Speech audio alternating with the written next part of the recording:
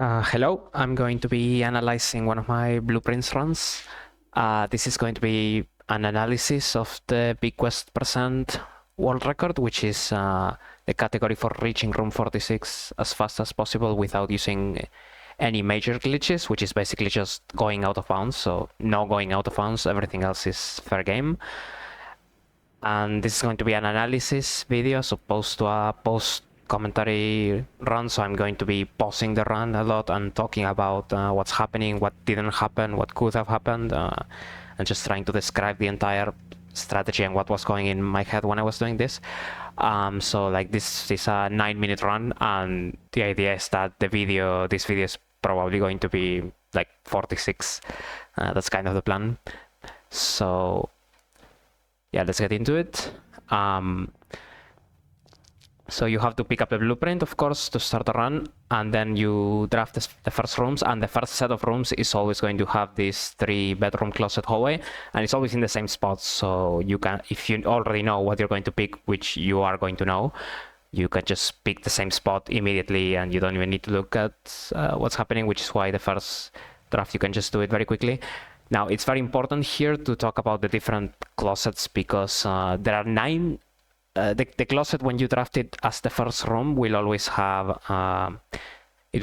one major item and one minor item, and the minor item is always gem, key, or a die. The major items there's a list of 9 possible ones that you can get, which doesn't include all the closet items, because, for example, you can get compass, but you can't get compass when you draft the closet as the first room, and that has to do with, I think it's a bug, because B mode is not activated yet, veteran mode is not activated, so some items are not in the pool or something weird happens.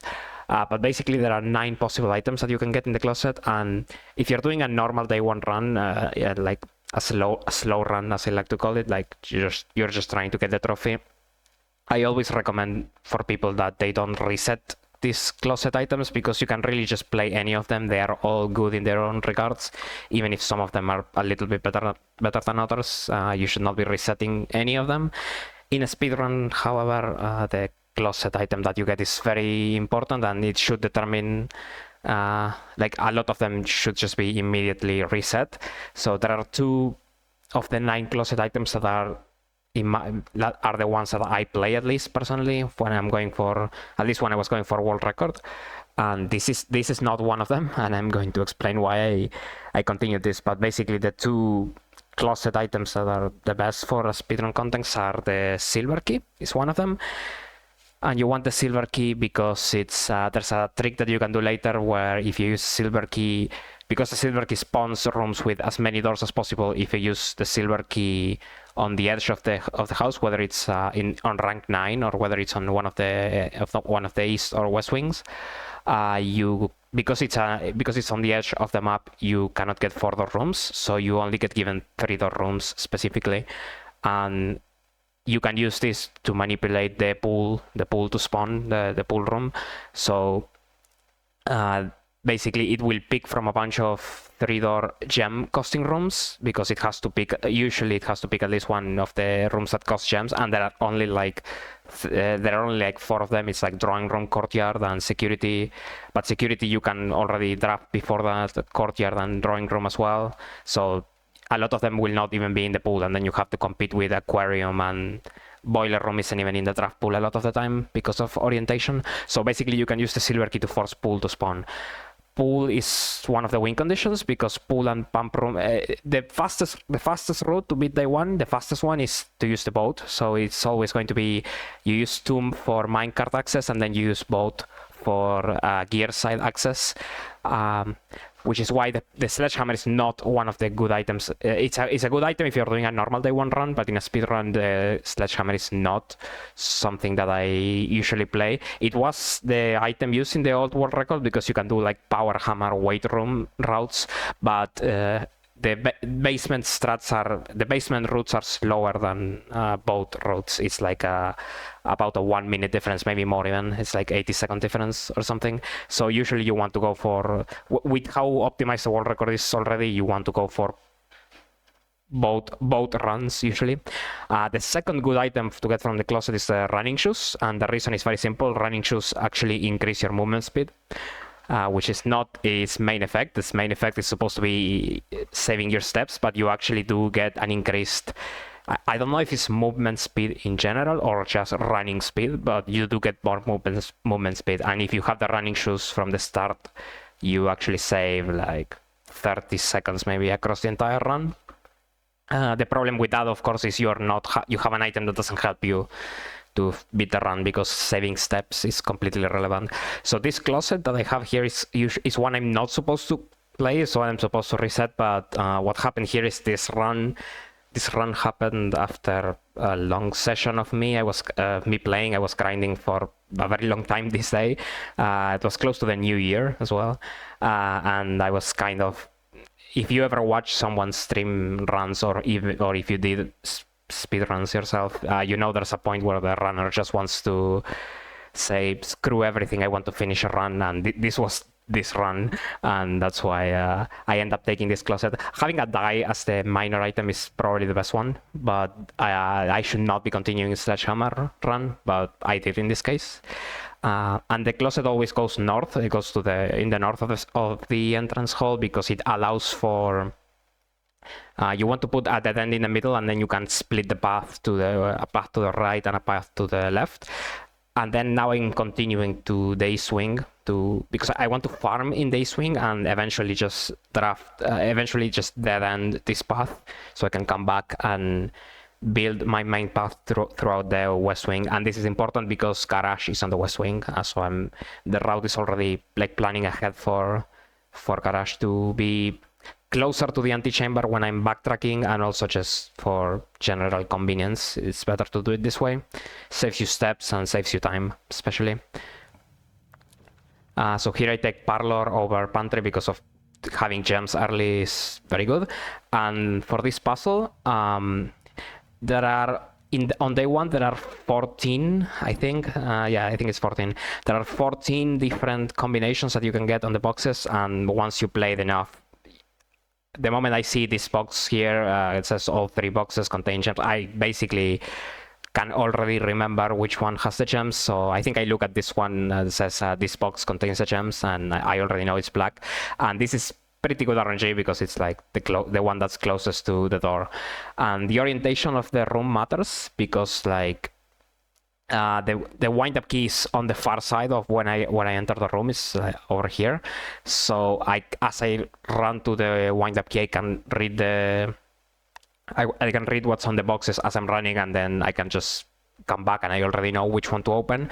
And then because I'm opening the black box, which happens to be the one I got, I'm close to the door, I'm as close to the door as possible, so I can just draft the next room while I'm waiting for the parlor box to open. And this is a very common theme that you see in this run a lot, is that I am usually there's a few moments where you have to wait for one thing to happen, which is like 3 or 4 seconds, and you can usually either draft your next room while that's happening or do something else, and you save some small amounts of time by doing stuff like that. So in this case, I'm drafting the next room, which happens to be a nook, and I take the nook because it goes to the right, so I'm going as a general principle, you kind of want to have 2 paths on day 1 runs that are as far split apart as possible. I don't know if that's not the correct grammar, but you want to split the paths as much as possible because then you don't risk dead ending as much. And of course, the nook also just gives me a key. Sometimes there's a trunk right here in the bottom right. And again, this matters because of orientation. So because I'm drafting the nook in this orientation, the trunk is right the trunk would be, if it's spawned, right next to the door. So what you can do is you can open the trunk, and while the trunk is opening, you draft the next room, and that way you optimize it a little bit. And you have to do it if it's on this orientation. On the other orientation, it doesn't work like that. Security, when I draft security here, there's a cutscene, and the cutscene teleports you around this point. So the path that I usually take in this situation is I like to draft the room on the left first. Then as I'm backtracking to the room on the right, which I will eventually do because I know I'm going to do dead end on this path. So as I'm backtracking to this room, I then go to the computer, and that's like a little bit, that's a more efficient pathing. Of course, I do screw up the pathing here because of what happens right now. So I skip the cutscene, and it's kind of hard to see because of the fade out, but I'm drafting the next room. And this is the insane part of this, one of the insane parts of this run, which is this draft. The pool is not supposed to show up here at all. So the way that this works is all of these rooms that I'm getting, and every single room I've gotten so far is a commonplace room. Some of these have what is called dynamic rarity, which is in the room directory it says something, but there's actually a different rarity that applies to this draft. So for example, the utility closet is usually a standard room, but in day one it's made commonplace to make day one runs a bit easier, and the lavatory is also made common on day one because it wants to annoy new players or something. But basically every single room that you get in the first 8 rooms, in the first 8 drafts or something, is almost always a commonplace room. The pool is an unusual room on day one, and there is a room probability chart that someone else made. I don't actually know who made it, but I think it's accurate. I think the odds of getting an unusual room on rank 3, which is where I am, is like 1.7% or something. And of course I don't know this during the run. I figured this out after that because I wanted to see the exact probability of getting this, because of course you have to get an unusual room, then you have to get the one that you need, because the deck that has unusual rooms for that cost gems is massive. I think it has like ballroom, aquarium, attic, showroom, and servants' quarters. There's like 8 different rooms there. So getting this pool so early is probably just already like a 1 in 500 chance or something. It's completely stupid, and of course, when I see it, I immediately pick it, and I started backtracking here, and this is a mistake because I'm kind of in shock for what just happened. But when I drafted the security here, of course, my plan was I wanted to put a dead end here and then a dead end in the corner as I'm backtracking, and that way I would have dead ends on both sides, and I can already continue from the west of the entrance hall. When I saw the pool, I didn't make the adjustment in time, and so I should have continued through the pool because I'm already close to the door, and keep drafting from there. Another thing about it is that here I get the lavatory and the utility closet that show up even though I don't draft them. There's a mechanic that the game has when drafting, which is we call it the run back filter. I don't know if that's what it's called internally, but basically, usually when you draft on a certain spot, the game tries to filter out rooms that were drawn rooms that showed up in the previous draw, even if you didn't draft it. So basically, the lavatory and the utility closet have a smaller chance to appear in the next draw in the next draft that I do. And because of that, because I wanted to put the dead end in this corner, I should not have drafted the corner now. So that's kind of a second reason why that's a mistake, because I'm unnecessarily backtracking too early, and I'm also just drafting under worse conditions because my odds of getting a dead end in this spot are lower now because of what happened earlier. I was so in shock when I saw the pool, which it never happens, and I just didn't react accordingly. But okay, I got the lavatory again, so it's not a guarantee that it's not going to show up again. It's just less likely to show up than it would normally. And I got the storeroom, which is perfect. So here I'm using the security. This is something that in theory you could skip if you want to save time, but I think setting the security, you can set the security to high, but you also need to unlock it from here because of the utility closet, which even though I haven't drafted the utility closet yet, because it's common, I know I'm going to draft it, and I also need it for opening the garage. So there's no reason not to set the security to high now, basically. So I already do it preemptively, and I get the utility closet here again. And I'm turning off security, and there's no reason to turn off the dark room, but I do it as kind of a habit, and it also, in theory, you can save time if you ever backtrack, but in this category I never backtrack, so it's kind of just a habit, and the button is on the way. And here I get the guest bedroom, which is the other dead end that I wanted to put here. I do get a greenhouse here, and I never take the greenhouse for very specific reason. The greenhouse is just very awkward to play with. You have to spend a gem on the greenhouse, and then it starts giving you a bunch of green rooms, which all of them cost gems, especially the cloister, which is 3 gems. There are a lot of problems with taking the greenhouse. First of all, I don't even have gems, so maybe if I got a trunk with 3 gems or something, it would be more of a consideration. But you also want to take rooms like the guest bedroom, because they compete with other rooms that you want them to show up later, like the Great Hall or the pump room, especially the pump room. And it's just generally you don't want a common place that end like that to stay in the pool, whereas the greenhouse, because it can only be drafted on very specific parts of the house, there's no reason to get it out of the draft pool, so you lose that specific benefit. Like, you're wasting an early game draft just to put a room that was not going to bother you later. So even though it could be an option, I personally don't. I never like playing for greenhouse, even in normal day one, like slow runs, I should say. So I take the guest bedroom, and this setup is ideal that I have right now, because aside from the fact that I have the pool, which is not supposed to happen, I have the utility closet, the guest bedroom, the storeroom, and the closet in the center, of course. And those are the 4 useful dead ends that you have, and then the only other dead end is the lavatory. So basically I have all of the useful dead ends I already drafted. This is perfect because this doesn't happen very often. There are a lot of runs where I get screwed because like, for example, you try to draft into the corner and then you get 3 two-way rooms, like L-shaped rooms, and you cannot put the dead end. And then you try to draft when you want to continue the path, and then you get 2 dead ends and something that you don't want.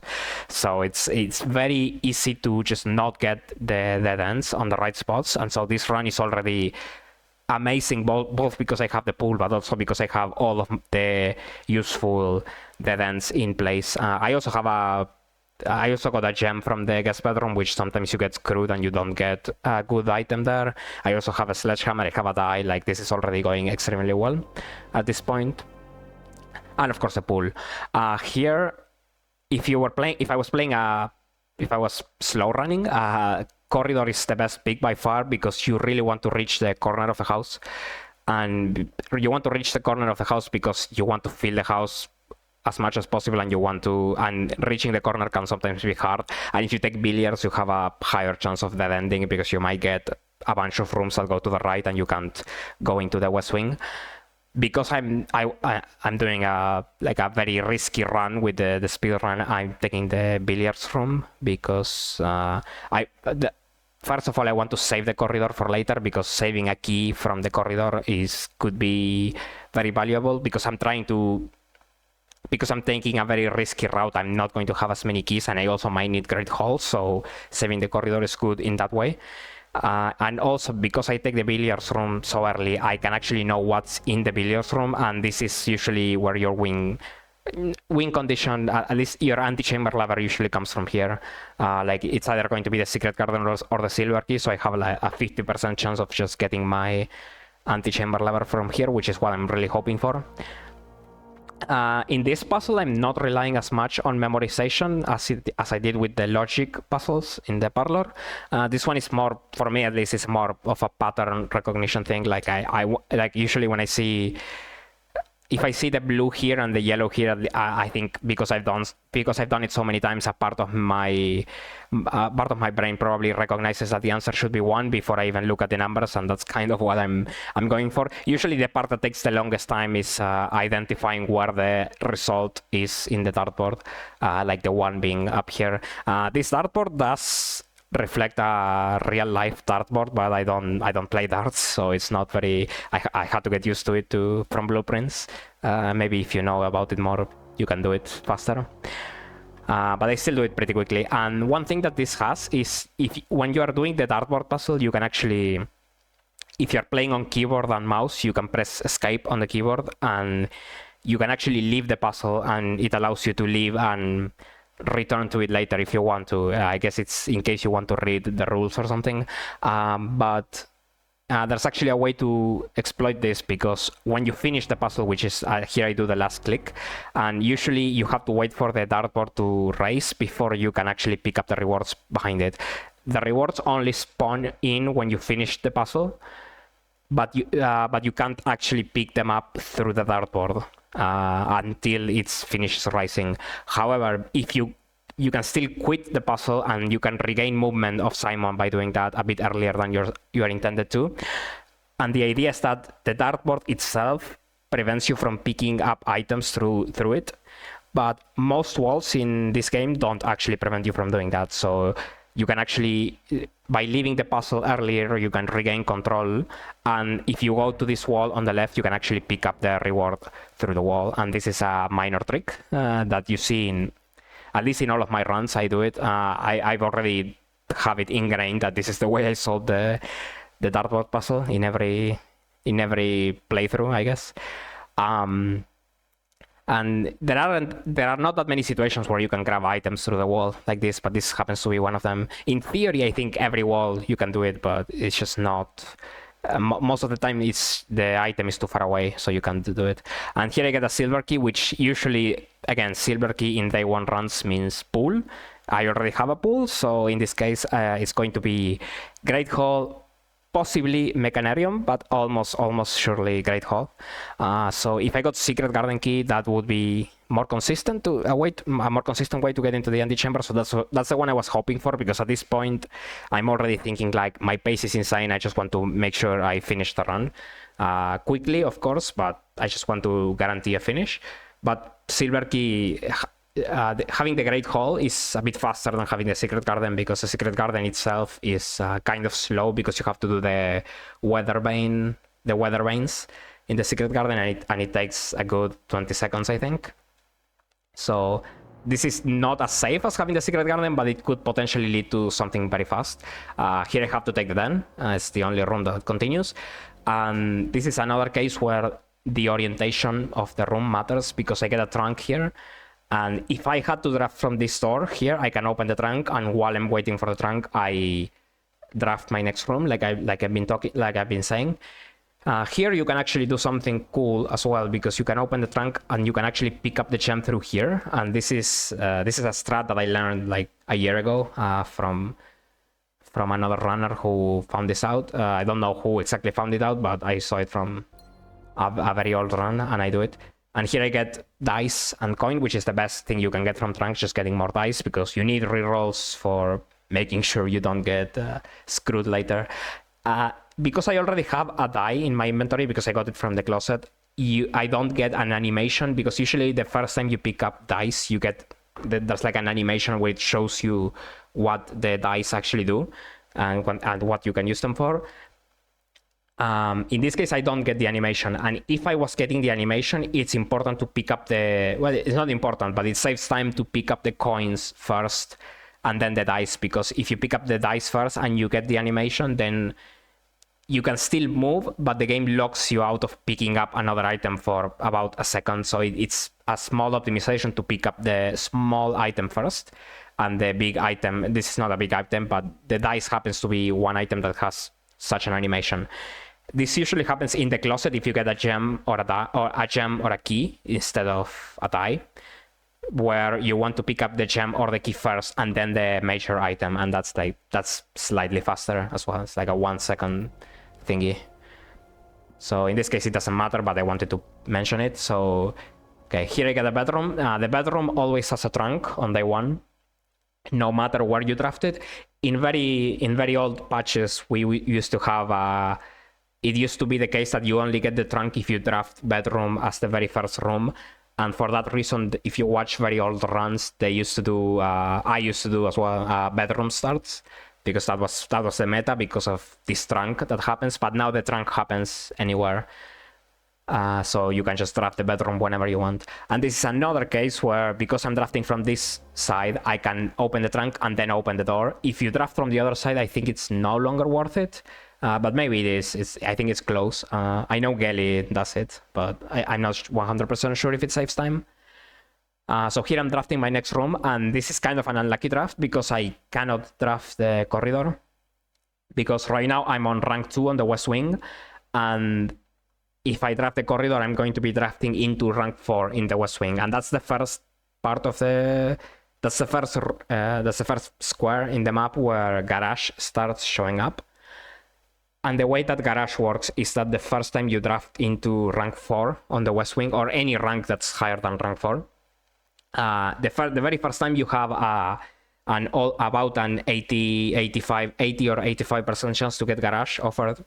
And if you get garage and you don't pick it, you no longer get that increased chance, and it becomes basically, it's still a commonplace room, but it's still like you lose that high chance. So it might be the case that you keep drafting into the West Wing and you never see garage and you get screwed. So it's very important that when you draft garage, when you are approaching a garage spot, so to speak, you need to have another path open to continue, because obviously garage is a dead end. And in this case, if I take the corridor, I'm not going to have another path.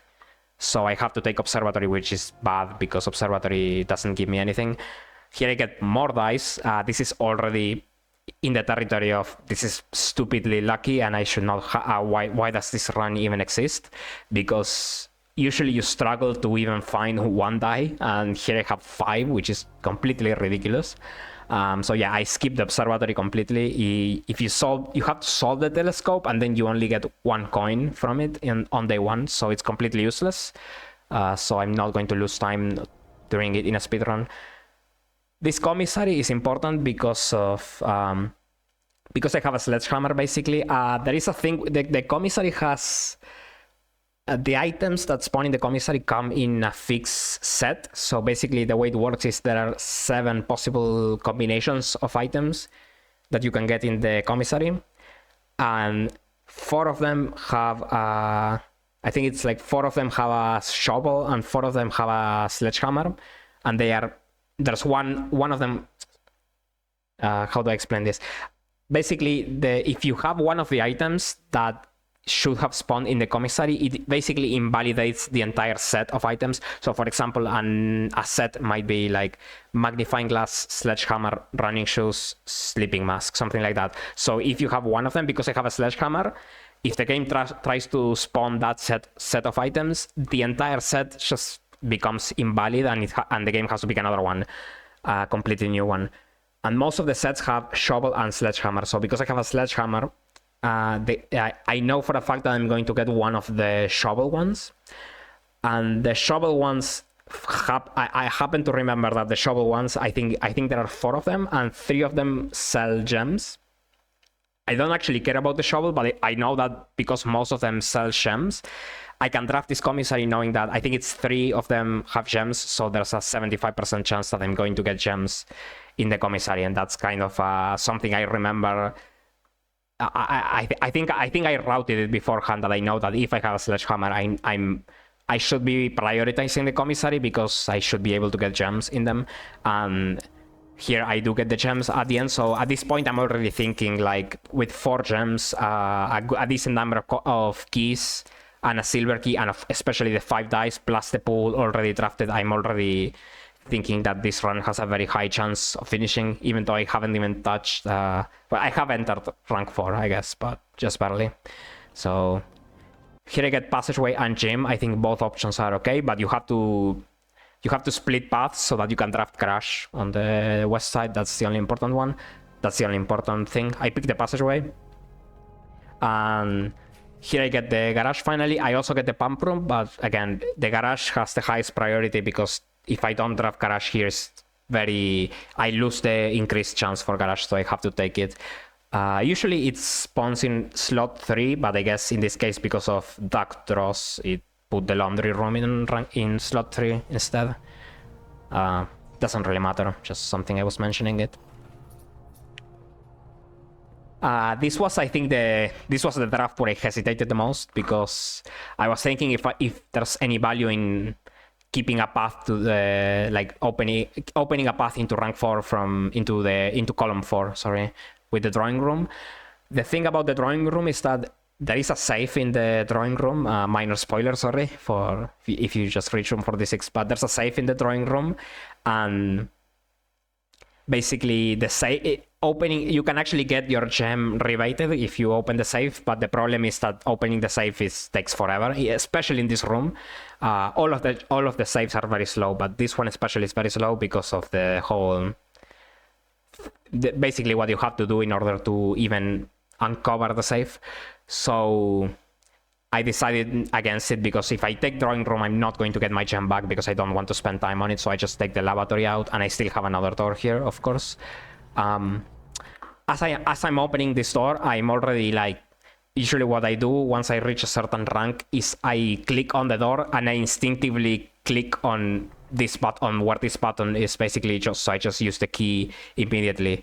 If the door is not locked, then whatever, doesn't matter. But if the door is locked, I can just know that I'm going to use a key anyways. So this is just a way to do it a little bit faster. I just assume that the doors are going to be locked. This pantry was going to the right, which is good because I want to head to the east wing for the Great Hall. And here, once again, I think both hallway and gymnasium are good. And I prioritize the hallway, thinking that I want to keep gymnasium in the pool because gymnasium is one of the rooms that can have security doors, and hallway is not one of those rooms. And that's something that's important to remember as well, is that you have to know which rooms can give you security doors and which rooms don't give you security doors.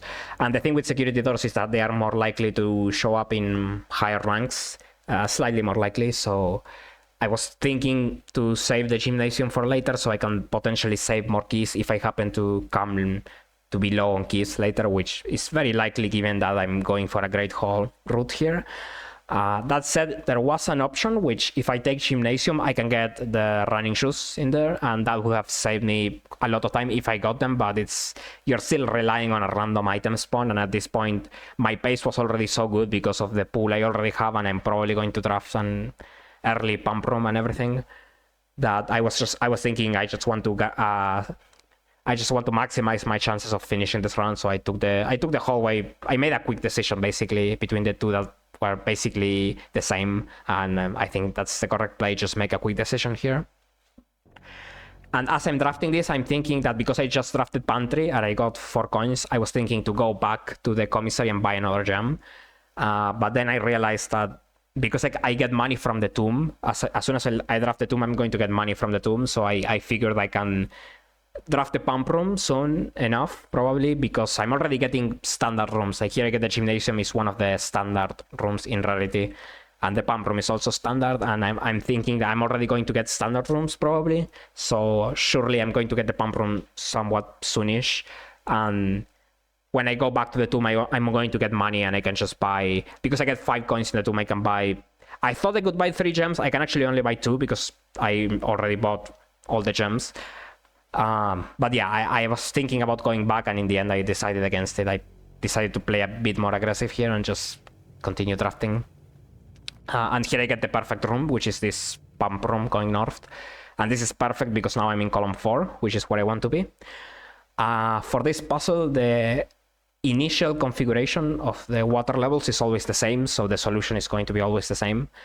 And I want to drain the reservoir by 1 because that's the way to enable the boat in the underground. And the fastest way to do it from the initial configuration is you drain the greenhouse by 1 and then the reservoir, and that just happens to work out because of, again, the initial configuration for the puzzle. So these 2 switches get pushed like this, and then you click on the greenhouse, and after the greenhouse you click on the reservoir. And the way that this room works is once you have a room once you're draining or filling a certain room, you cannot interact with the pumps again until that room finishes, until the water finishes moving basically from one place to the other. But that's the only thing that you are prevented from doing. You just cannot interact with the pumps, but you can still do anything else. So once again, this is another situation of I'm waiting for something to happen, so I'm doing another thing while I'm waiting. And in this case, once again, I'm going to be drafting the next room. Sometimes a trunk can spawn here, and so you can also open the trunk while you're waiting for the pump room to do its thing. But here, as the greenhouse is raining, I'm drafting the next room. Now, this room is locked, so I use the silver key. And because I'm already in rank 4, if I get the Great Hall here, what happens is that I know for a fact that the room that continues is going to be the north door from the Great Hall. Whereas if I were to draft the Great Hall from the side, then I have to open the side doors in the Great Hall, and I don't know which of the side doors is going to give me the room that the door that continues. Basically, I hope that makes sense. So like by drafting the Great Hall in this orientation, I can save myself keys on average because I know for a fact which door I have to open to continue the path. I still need to find the antechamber lever, of course, but I know that the north-facing door is the one I care about. And here I get very lucky again because the Great Hall is in the first roll. This is actually why I was saving all of the dice, which I could have played more aggressively and used the dice a bit earlier. But I really wanted to save the dice for this because I have gotten situations where I use the silver key and I don't get either the Great Hall or the Mechanarium for like 5 or 6 rolls, and it's the silver key can really troll you because the way that silver key works is that if you re-roll with the silver key, there is no run back filter, I think. So basically what happens if you just keep re-rolling, you might get the same rooms over and over. So like I could re-roll here and I get the dining room again. So because of that, there is no guarantee that you're going to get what you want, even if you have a lot of re-rolls, which is why I wanted to save every single one of them in case something bad happens. I still need Tomb as well, of course. But okay, I got very lucky and I got it on the first try, which is perfect. So I come back and I click on the reservoir because now the greenhouse is done. And I'm immediately backtracking because this, of course, this saves me time. I'm just closer to the garage when I do this. And also, like I said earlier, I know I can get money from the tomb and I can buy a few more gems, which is going to make the final drafts a bit safer. Here I take a quick look for the first and only time in the entire run. I take a quick look at my step count. And I know because of previous runs and because I already calculated this beforehand, like that once you're in this point, basically once I do the entire underground section and I come back here, I'm going to be 12 steps shorter than I'm going to lose 12 steps compared to what I have now. So I know that when I come back, I'm going to have 20. And so I already know that that's more than enough steps that I need to finish the entire run. So at this point, I don't need to look at steps anymore. I already know I have enough, so I just keep going. The thing with the outer room is for some in very old patches, not very old, but in old patches of this game, there was a thing where like the tomb will never show up in the first set of rooms. Like this set of rooms was always. It used to be always hovel, root cellar, and toolshed. And so you always needed at least one die to get the tomb. And then the second batch of rooms was almost never the tomb as well. So I think it was like a 15% chance to get it with one die. And then you needed, almost always you will need 2 rerolls to get tomb. Nowadays, that's no longer the case and that's changed. So you could actually get the tomb on the first roll because as you can see that the rooms are no longer fixed. And then the chances of the tomb being in the last batch of rooms were diminished by a lot. So now I think the way it works is you have a 1 in 3 chance to get it in the first batch and a 2 in 3 chance of getting it in the first 2 sets of rooms. So yeah, it doesn't matter. I have a lot of dice anyways. I needed 1 here. But that is something that I wanted to say because a lot of people still think that you need dice for tomb on day 1 runs. This puzzle is very simple. You just lower the middle one and then you just go counterclockwise. So it's very easy to remember. And you can actually do it very easily without even slowing down if you have the movement for it. Here's the money that I wanted to pick up, and here's also a note. And I don't actually make use of it in this run, but now so first of all, this is the last statue, and as I lower the last statue, there's like a 2-second delay for when the wall starts rising. So what I do is in that 2-second delay, I am picking up the money. So again, that's like a small optimization. Now, when this wall is rising here, the game takes away control of your character, so you can't move. And it also fixes your camera to a certain point in this hallway. What you can actually do, and I didn't do it in this run, is if you look at this note that's here, when the cutscene starts playing, when the animation starts playing, you can actually leave the node by pressing escape or whichever button is using console.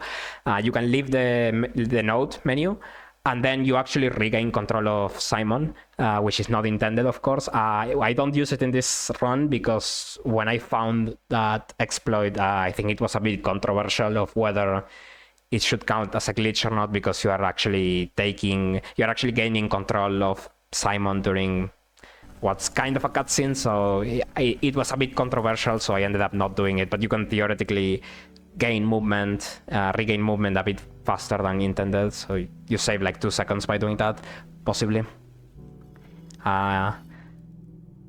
So yeah, here I'm lowering this wall, or raising this wall, I guess. So the route that I use here is this catches some people off guard, because this route is not what you would expect to do. You would expect that the first thing you do when you come here is you pull the minecart back and then you take the boat, but it's actually faster to do it this way around. It's like 5 seconds faster to take the boat here. You skip the cutscene, the cutscene became skippable in some patch, like in May or something.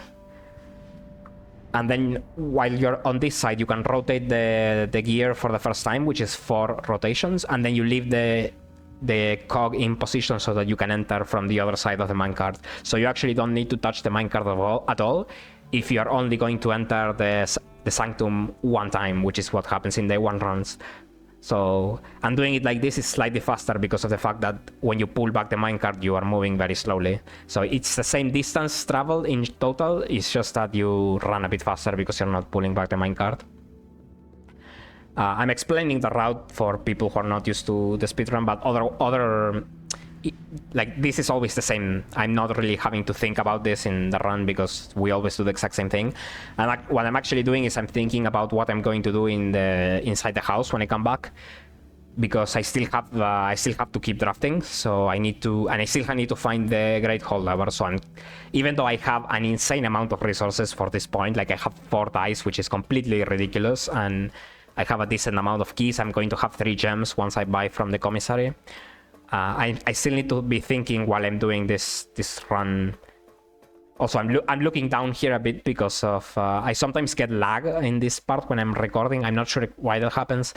So I'm doing this sort of golden eye strategy when I'm looking down. It doesn't really matter, but basically I'm thinking about the next draft that I need to do, and I'm trying to remember what rooms I have drafted, which rooms I don't have drafted, and what I'm remembering is I have spare room left. I still haven't drafted spare room. I still haven't drafted corridor. So because I'm already in column 4, I can expect to reasonably find spare room and corridor and just go straight into the antechamber from that. So that's all of those things I'm already thinking while I'm doing this. I'm also trying to remember the entire map, and here I actually check while I'm rotating. You can see that I press tab around here. So usually when you press tab, you stop running, so that loses time, and that's why I avoid looking at the map as much as I can. But if you do it while the cog is rotating, you actually don't lose any time, or I think you might lose like 1 or 2 frames, but it doesn't matter. That's like the best moment if you want to look at the map and try to remember something. The best place to do it is while the cog is rotating. So yeah, I'm remembering about spare room and corridor being left. I'm also trying to strategize for what I'm going to do with the Great Hall, because there is some logic to how the Great Hall spawns the lever. So there are 6 doors that are on the side, and the 2 doors in the middle will never have the lever because the lever can only spawn in corners. So it's kind of a 1 in 4 chance. But there's also an important bit that one of the doors has an upgrade disc on day 1, and so here I'm buying gems from the commissary. And one of those doors will have an upgrade disc on day 1. And then in future days, once you use the upgrade disc, it will have some resources. But basically, the point is that the lever will never be... So if I open this door on the left and I find the upgrade disc, the lever has to be on one of the doors on the right. So if I open this door and I find the disc, I have the chances for me finding the lever become a 1 in 2. So because of that logic, I already know. I'm trying to think about, okay, what happens if I find the upgrade disk here? What happens if I just find an empty room? So I'm trying to plan this entire thing ahead so that I don't have to stutter later when something that I'm not expecting happens. Of course, none of that matters because I'm just lucky, I guess, so I just find the lever in the first try. And it even has another key, which I don't need, but yeah, I was kind of thinking about all of this while I was running all the way back, and so I don't lose any time. It just didn't matter. The game was just like, you can win, don't worry. And here again, spare room and corridor is what I'm thinking, so I have 4 dice. I already know if I don't get those rooms, I can reasonably re-roll and expect to get them because they are some of the last commonplace rooms I haven't drafted, so I know for a fact that I'm going to get them, but I get the spare room first try, and of course the run is lucky, so I get the corridor first try. And at this point, I before I even drafted this room, I was like, what the fuck, I already won, why did this happen? Because I know I have so many 3-door rooms left in the draft pool that this draft can never go wrong with 4 rerolls. I even get 2 of them here. So yeah, this was, I put in the title the most RNG, the most insane RNG I've ever seen, and that wasn't really a clickbait title. I really meant it because I've been speedrunning for a long time, and I think this is really the craziest run I've ever had, I think, with all of the... First, the early pool on rank 3, then the getting 5 dice, getting the Great Hall in the first try, getting the Tomb on the second try, and getting the Silver Key, getting the Great Hall lever on the first try, and then just a straight line into the Antechamber. If you ever run even normal day 1 runs, or even better if you run a speedrun, like, you know that doesn't happen very often. So yeah, this run was kind of crazy. I hope the analysis was good. I don't know. I hope I explained the basic routing and the strategies that are used and what goes in the speedrunner's mind, I guess, for the people who are not used to speedrunning this. And I hope you enjoyed it. See ya.